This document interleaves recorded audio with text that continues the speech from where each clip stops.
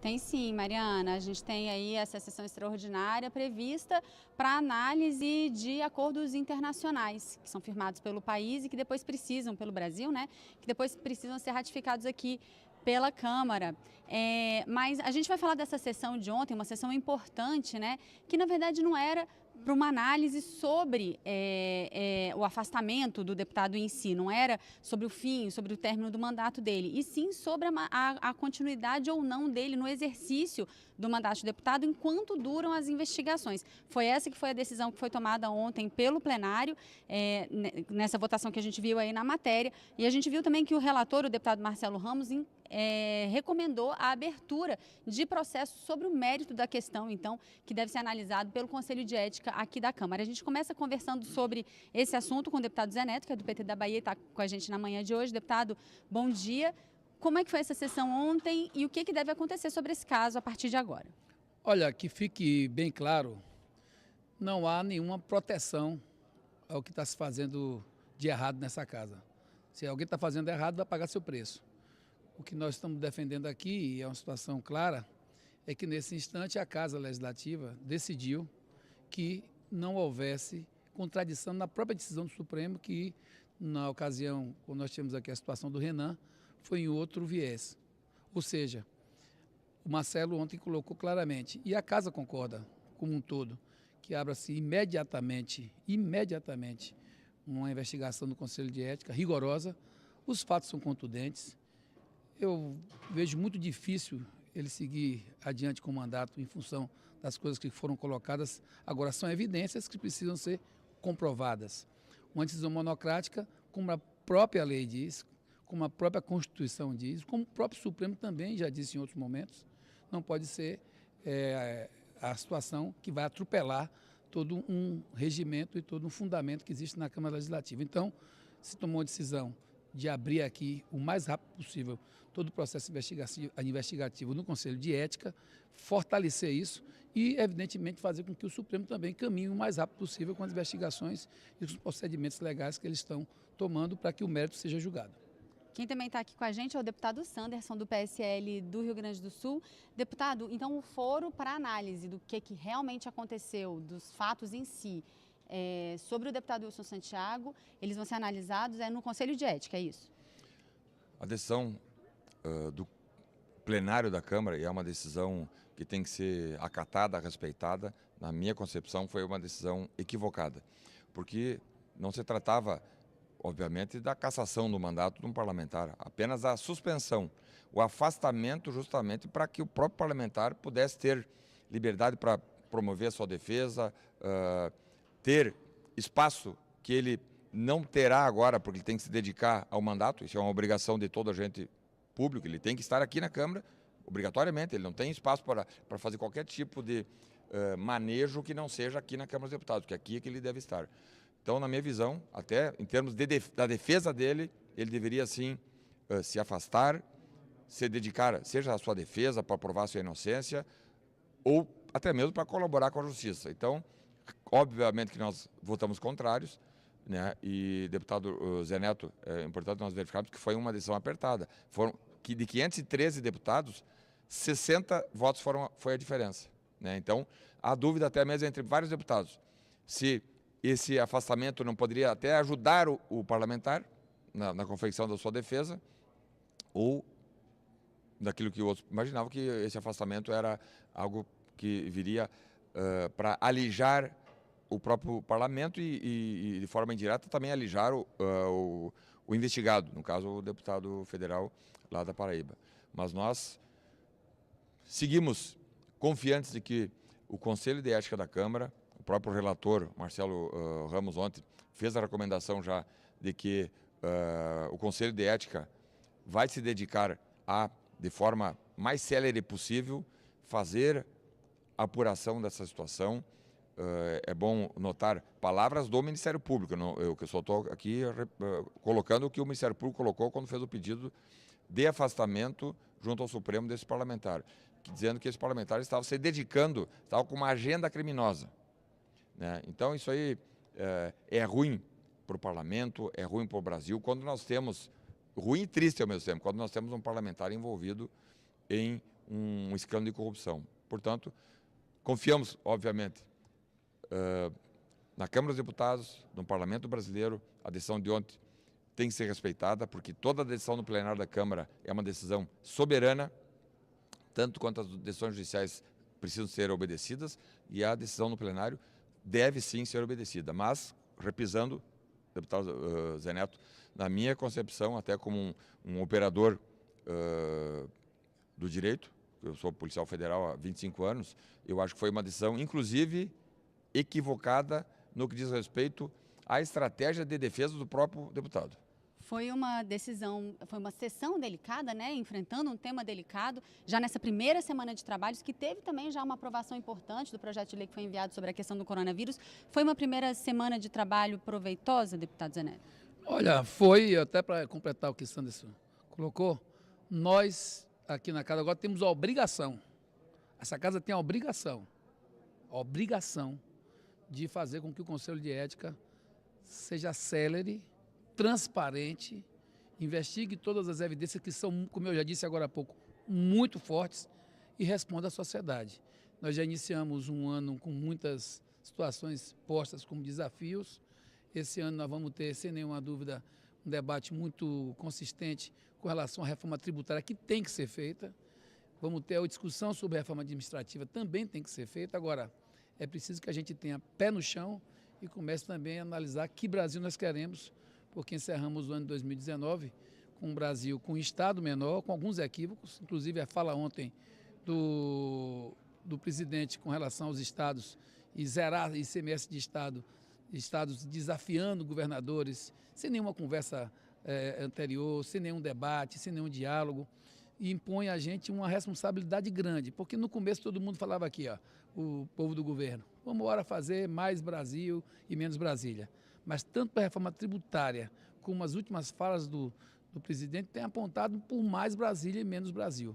Nós precisamos fortalecer os estados, precisamos fortalecer os municípios. Ontem tomamos uma decisão importante aqui com relação aos municípios e vamos trabalhar para que tenhamos aí a questão do ISS fortalecida para os municípios, até porque ISS, Imposto sobre Serviço, é um imposto do futuro.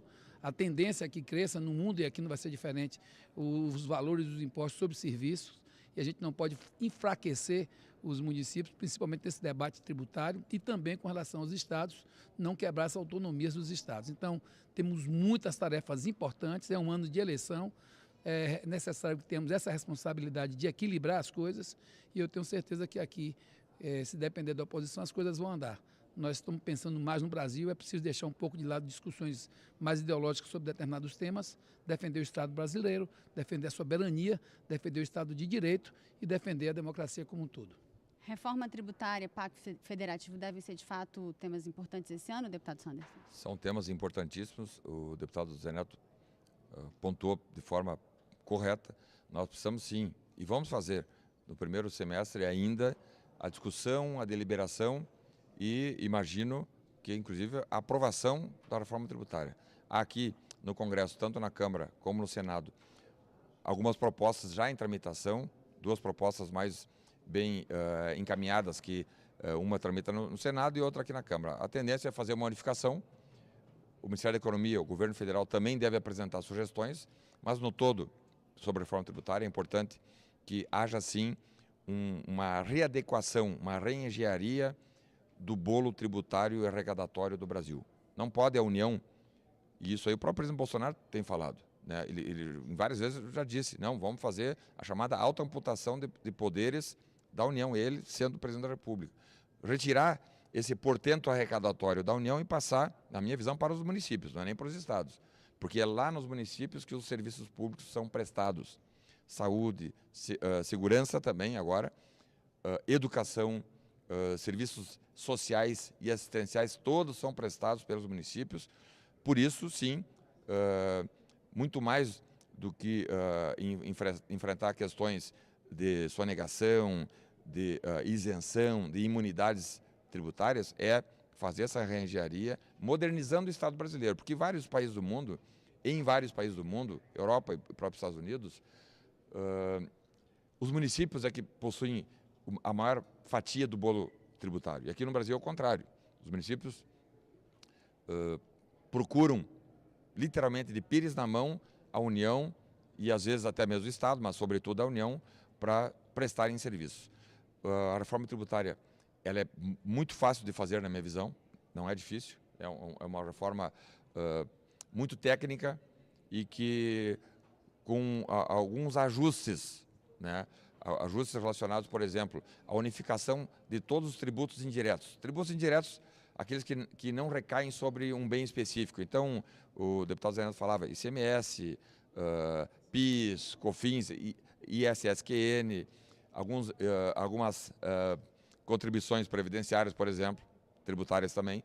Essas, todas que não recaiam sobre um fim específico, podem ser unificadas num IVA, no imposto único. Agora, os tributos que incidem sobre um bem direto, ITR, no caso das propriedades rurais, o IPTU sobre o imóvel urbano, esse não, infelizmente não tem como tu unificar, porque são específicos que incidem sobre um bem identificado. E outra questão que, na minha visão, é muito importante, é tratarmos, sim, da reforma administrativa. Reforma administrativa que vai buscar modernizar o Estado brasileiro e valorizar, prestigiar apenas as carreiras eminentemente típicas de Estado que são fundamentais para a prestação de serviços de segurança pública, saúde e educação.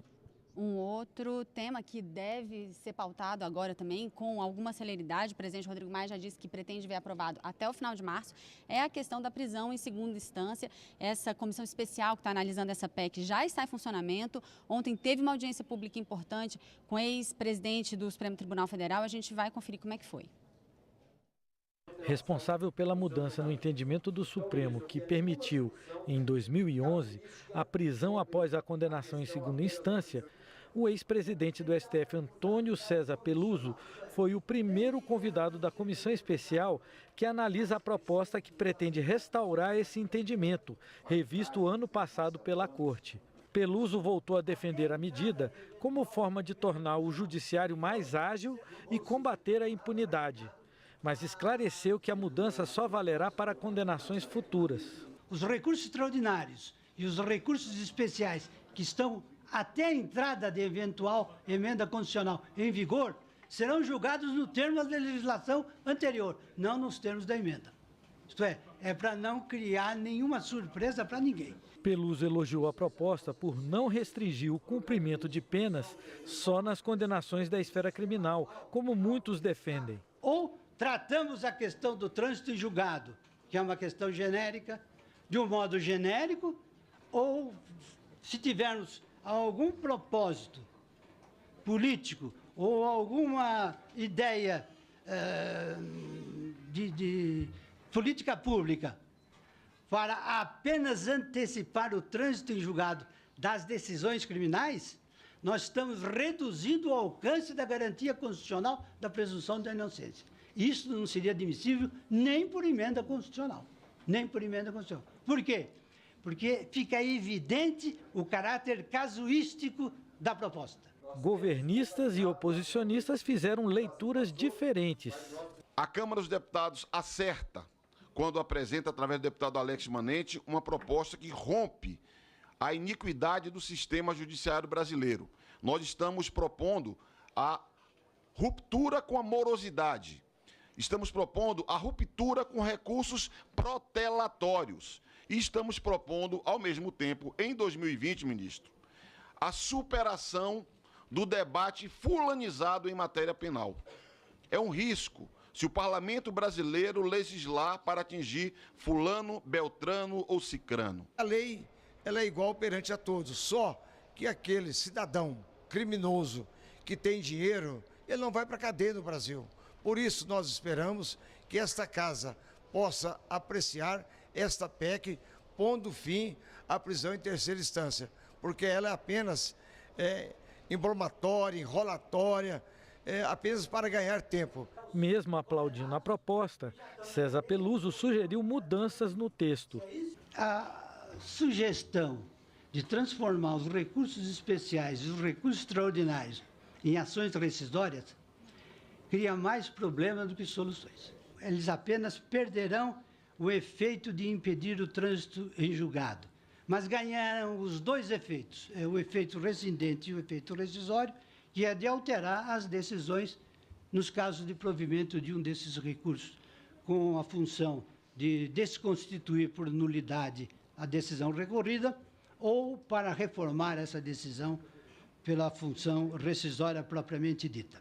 O autor da PEC e o relator da matéria na comissão especial divergiram sobre este ponto.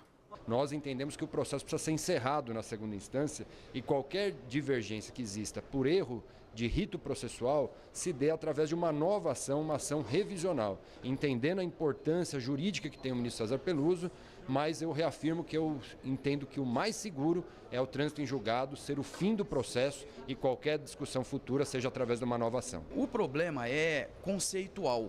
Como é que nós vamos conciliar o fenômeno do trânsito em julgado com a possibilidade de se recorrer?